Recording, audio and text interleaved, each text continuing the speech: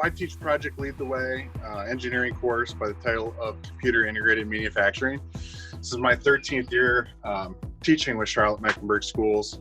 I'm currently at Olympic High School. Every semester we challenge the students, the upperclassmen engineering students, to take the skills that they've learned and apply it to something authentic that meets a community need. The more I realized there was an immediate demand and we needed to move quickly, especially because of the global supply shortage in PPE, personal protection equipment.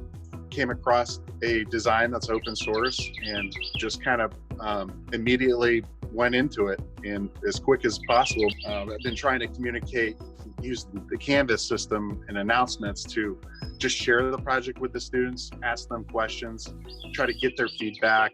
Even possibly, I was asking them to take the CAD file and modify it based on operating room nurses' feedback. I go back to what I think is most important, and that's teaching how to problem solve, right? Teaching how to communicate, collaborate, work in teams, continuously learn, and then show up every day on time and work and do your best. And you never know what'll happen. I want to continue to inspire students to learn and use what they're learning to make a positive impact on our community.